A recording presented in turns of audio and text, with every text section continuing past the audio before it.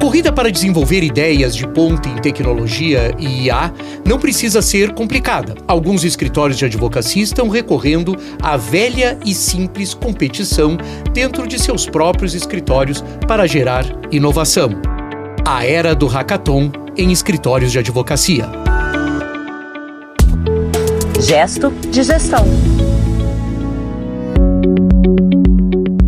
Olá, bom ter você aqui. Estamos no episódio 101, ó. Rompemos a barreira. Rompemos a barreira, sim.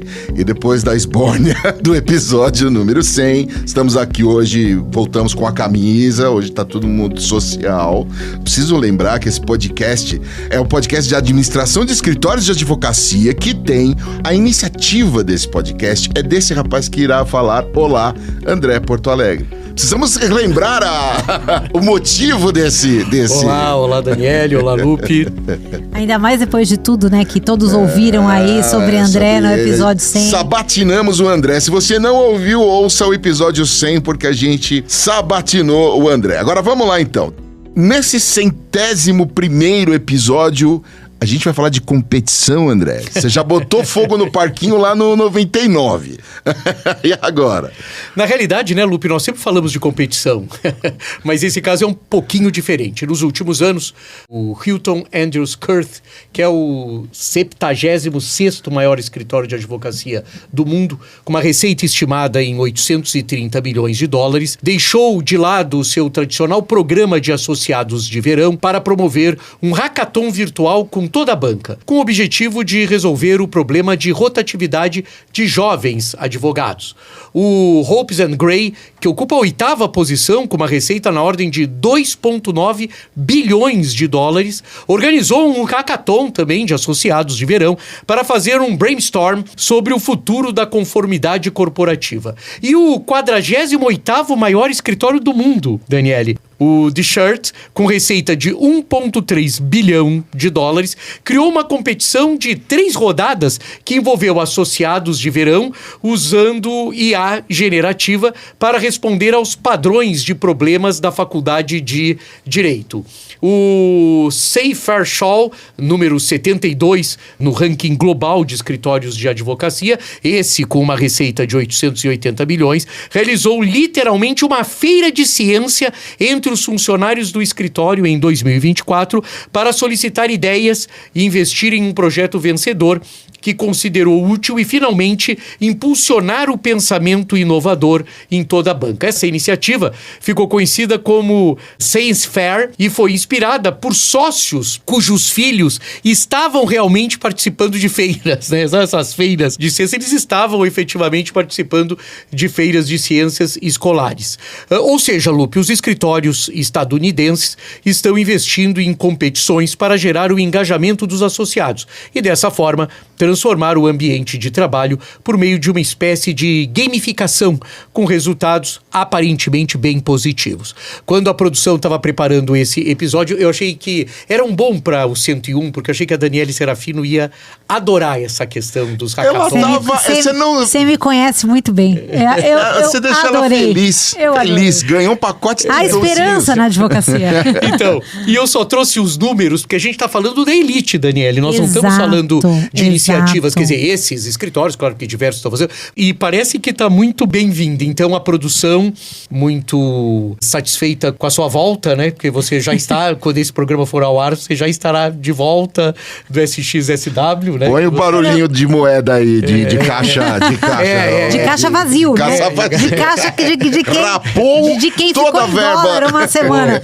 Ô, André, mas você sempre assim, eu acho, nem sei, né, sua observação sobre tudo isso, mas assim, é um gesto de gestão isso. É uma maneira de você gerir diversos aspectos. Muito interessante. Vamos enrolar esse nó aí. Vamos lá. Pois é, André, no caso do Seyfarth Shaw, a ideia se desenvolveu em uma chamada aberta para os projetos que rendeu cerca de 59 inscrições, de 84 funcionários no total. Então a gente está falando aí de um percentual positivo, né? Variando de sócios e associados e equipe profissional, com o objetivo de identificar um desafio que o escritório e os clientes enfrentavam e projetar, então, uma solução viável. É isso mesmo, Lupe, e é bem interessante, porque nesse caso específico, houve um envolvimento de todo mundo e tem até matérias, né, artigos que falam que os clientes se envolveram também, porque puderam dar palpite sobre o que seria. E só fazendo uma observação, Lupe, ao que a Dani colocou, que sem dúvida nenhuma, quer dizer, tem,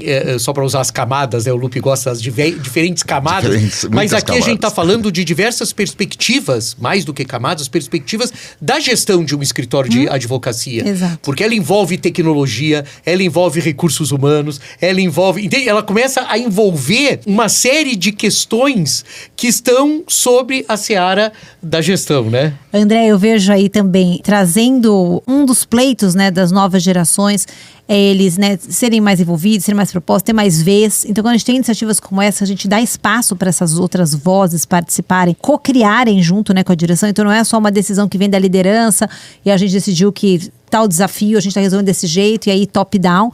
A gente começa a ter, com iniciativas como essa, uma inclusão dessas pessoas nesse tipo de discussão que é super favorável na gestão de talentos, somente das novas gerações. A gente também tem uma visão de que as soluções, elas envolvem realmente uma pluralidade de ideias, né? Então, assim, esses mecanismos, por exemplo, uma metodologia de design thinking, que é uma coisa muito utilizada por negócios e pouquíssimo utilizada por direito, já leva em consideração isso, onde a gente abre espaços para a gente ouvir diversas vozes, a gente ir, né, refinando, ouvindo todo mundo, ouvindo as opiniões, a gente vai construindo junto até a gente chegar todos juntos numa solução que tende a ter muito mais aderência, muito mais participação, porque todos se sentiram envolvidos, ouvidos. Então, eu acho que é uma metodologia diferente para achar soluções. É uma forma de retenção de talentos, de participação de novas gerações, de também dar para essa liderança uma multidisciplinariedade, talvez, de pensamentos, né? Porque uma coisa é pensar em, sei lá, X sócios fechados numa sala de reunião. Outra coisa é a gente abrir isso e ouvir, né, diversos stakeholders, camadas, clientes, colaboradores, diversos níveis. Isso dá uma pluralidade de acesso sobre os problemas enorme. Então, assim, iniciativas muito inovadoras para o ambiente da advocacia e eu acho que muito saudáveis e que deve ter muito sucesso. E é muito legal você estar falando isso e um dos diretores, porque o escritório ele chama-se Seyfarth e o nome do programa era Seyfarth Fair, fazendo uma brincadeira com Science. Sim. Fair. E aí tem um dos diretores que fala assim, por mais cafona que o Science Fair pareça em algum nível, ideias como... Cafona, achei cafona. Ideias como essa são muito importantes culturalmente. Os clientes querem que você olhe ao redor, os ajude a resolver seus problemas. Perfeito. E para conseguir isso, você tem que ter uma cultura que incentive a colaboração, incentive o pensamento fora da caixa e entenda que você pode pilotar e tentar coisas. E às vezes elas não vão funcionar. Às vezes elas vão funcionar. Aí ele fala, acho que fizemos um bom trabalho em encorajar essa cultura no escritório, mas você tem que nutri-la todos os dias. Então, tem uma questão aqui que está super colocada, assim, de dar a se entender que ele divulgou para o cliente que ele tinha feito isso. Isso é uma coisa muito interessante. Escritórios falam muito pouco sobre o que fazem, sobre o ponto de vista de gestão, muitas vezes. Isso é uma coisa muito interessante, porque o cliente pode querer colocar alguma questão, né? Porque os problemas podem ter vindo do cliente. A questão de como é que eu melhoro um processo, de como é que eu diminuo eventualmente um custo, de como é que eu acelero determinadas questões. Essas questões podem vir e podem ser resolvidas nesse tipo de situação. Organizações como a Diversity Lab, que se define como uma alavanca de dados e ciência comportamental para construir sistemas de talentos inclusivos e equitativos que cultivam locais de trabalhos diversos na profissão jurídica, né? Ele trabalha especificamente com isso. Sediaram, Lupe, hackathons com sócios de escritórios de advocacia e líderes de consultoria corporativa para soluções de crowdsourcing. Então tem uma coisa curiosa que hoje você já tem empresas que promovem isso para os escritórios. Quer dizer, uma boa dica aí para... De negócio. Como um negócio, né? Quer dizer, a gente tem condições. E sabe que eu lembrei, André? Você lembra aí de um episódio quando eu fui lá para Helsinki, naquele evento global de legal design? Aquilo foi sensacional. Muito legal. Tinham diversos desafios. E o desafio do meu grupo, a gente caiu no desafio de um grande escritório global que queria achar uma solução para um problema interno e passou esse desafio que ele tinha interno para esse programa, né, para esse congresso global de legal design, ou seja, assumiu, tem um problema. E aí dividiram os grupos, né? E o meu grupo era um grupo tinha nacionalidades, né, de profissionais jurídicos de diversos locais do mundo. E o nosso, a gente tinha que fazer, através de uma sessão de design thinking, achar uma solução para o escritório. E eles mandaram 2 pessoas do escritório que estavam ali para nos dar informações, que a gente precisava de dados, né, mais relevantes, e também para ouvir as soluções que a gente estava dando. Então, é mais ou menos um processo como esse, de você abrir um problema, de trazer pluralidade de pensamento e que juntos a gente vai construir uma solução, que a solução não está sentar na mesa os sócios e vamos decidir como fazer, porque às vezes ela está fora, está em ouvir, naquele caso, pessoas de outras nacionalidades, de outras experiências profissionais, de outros escritórios ao redor do mundo, para ajudar um grande escritório a resolver um problema que ele tinha. Se eu não me engano, tinha alguém que era sul-americano nesse grupo, não tinha? Tinha poucos brasileiros, mas tinha gente da Malásia, tinha advogado da Malásia, tinha advogado da Europa, tinha advogado dos Estados Unidos, do Canadá, da Ásia. Então, assim, todo mundo ali pensando num problema de um escritório. Então, achei muito interessante. Na época, Lupe, a Dani declinou o nome do escritório, que é uma referência, etc e tal. Não sei se ela não quis declinar agora, por algum motivo.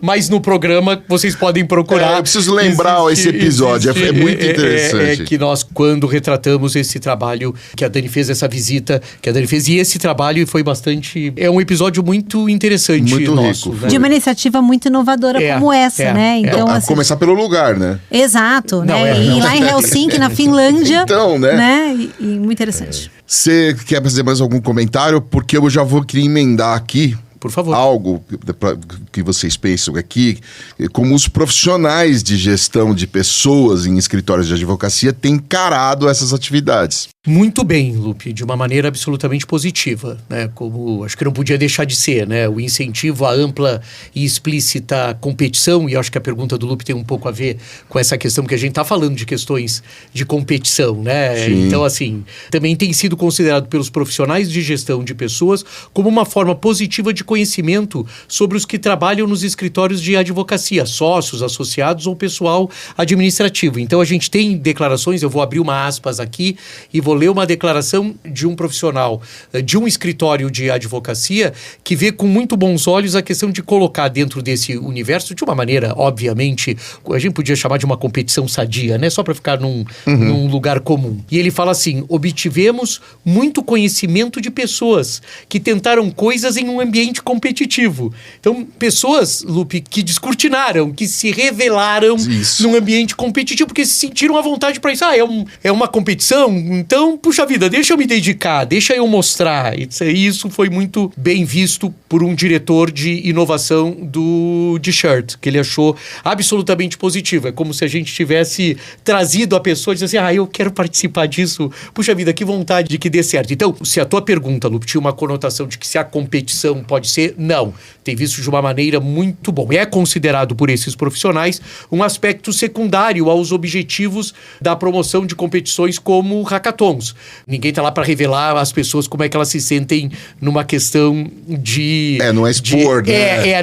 Mas é para que elas se revelem mesmo, sim. né? E é muito elucidador para a construção de ambientes corporativos, eventualmente mais saudáveis nos escritórios, que invariavelmente forjam uma harmonia inexistente diante de uma realidade que muitas vezes é absolutamente opressora, né? Quer dizer, a gente não vive um ambiente, não vai ser tema do Gesto de Gestão, mas tem um ex-combatente desses americanos, formado em advocacia, um veterano, que disse que se sente um veterano, e eu tô falando veterano mesmo, assim, tipo... De guerra? De guerra. Tá. Tipo assim...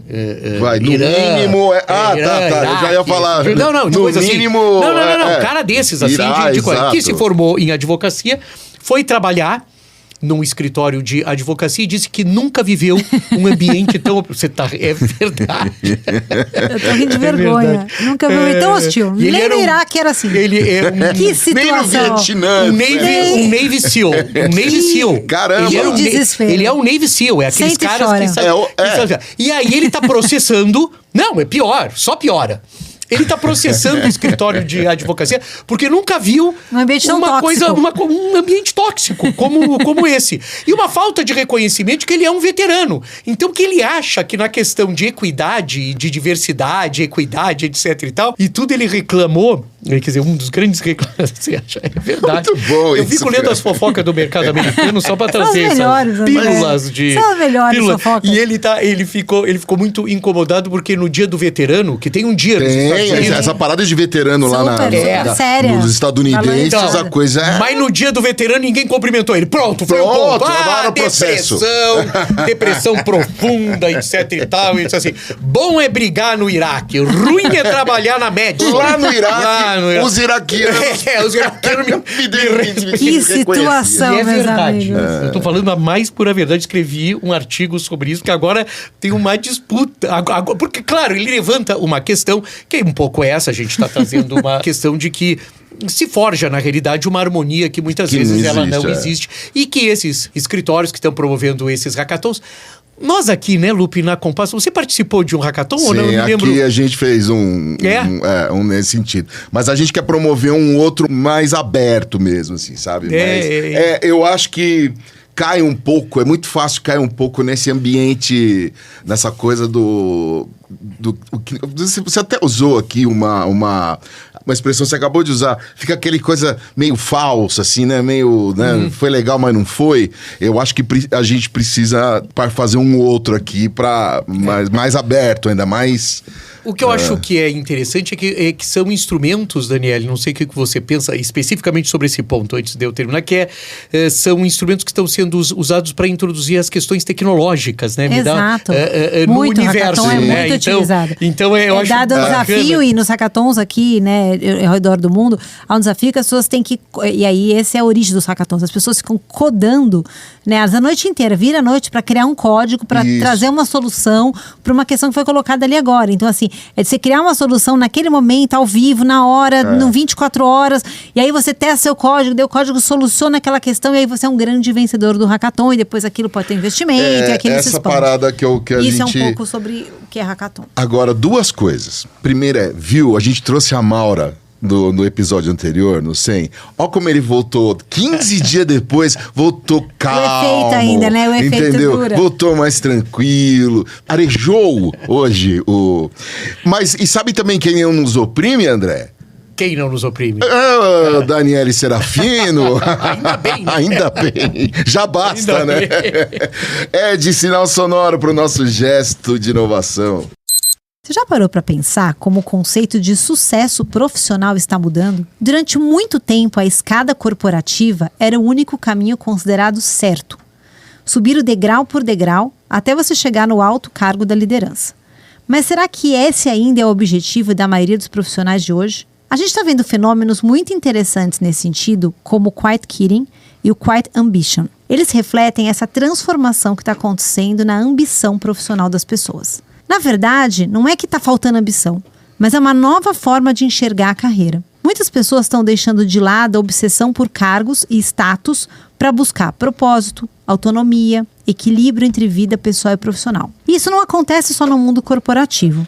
O mercado jurídico também está sendo impactado. O direito sempre foi uma profissão associada a altas jornadas, né, muitas horas de trabalho, alta pressão e uma cultura que muitas vezes romantiza o sacrifício. Mas a realidade é que essa dinâmica tem levado muitos profissionais ao esgotamento. Os números mostram essa mudança. Uma pesquisa da Weiser diz que 96% dos profissionais entrevistados não têm interesse em alcançar altos cargos na hierarquia tradicional. E no mercado jurídico, escritórios e departamentos estão ignorando essa nova realidade e correm um risco alto de perder talentos e enfrentar desafios de sucessão e de engajamento. No mercado jurídico, começou a reagir sobre tudo isso. A gente começou a ouvir isso logo depois da pandemia, a partir dos anos 2022, foi o auge do Quiet Quitting, onde as pessoas continuam trabalhando, mas é a lei do mínimo esforço, né? Então eu faço o que me pedem, nada mais, aí dá o meu horário, eu vou embora, né? No limite, não me envolvo, não me engajo, não quero ir além, eu me limito a fazer o mínimo necessário, digamos assim,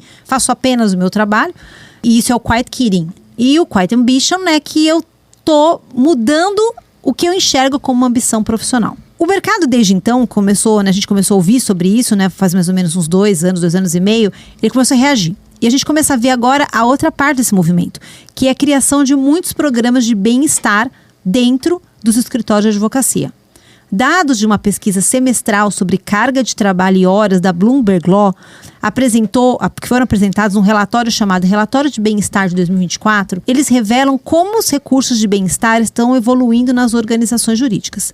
Os escritórios já estão até contratando diretores dedicados exclusivamente ao cuidado do bem-estar dos colaboradores. E tudo isso reforça que não é uma iniciativa secundária, mas é uma necessidade estratégica do negócio. A cobertura de saúde mental, por incrível que pareça, foi o benefício de bem-estar mais oferecido pelos empregadores jurídicos em 2023. Tanto que a American Bar Association, que é a OAB, americana, ela anunciou um novo estudo de saúde mental, de tão perceber que tem impactado tanto a profissão jurídica, e para 2026 ela vai fazer um novo estudo. Ela acabou de fazer um recente, vai fazer um novo estudo em 2026. E nesse último estudo, ela já verificou um crescimento desses programas de bem-estar e como esses programas podem realmente ajudar a classe jurídica. No final das contas, a ambição dos profissionais ela não desapareceu. Ela apenas mudou de forma. O que antes era sinônimo de status, títulos, hoje se traduz em autonomia, propósito, qualidade de vida. E se o mercado quer atrair talentos, reter talentos e ter uma sucessão natural para os seus negócios, ele precisa acompanhar a evolução do tempo.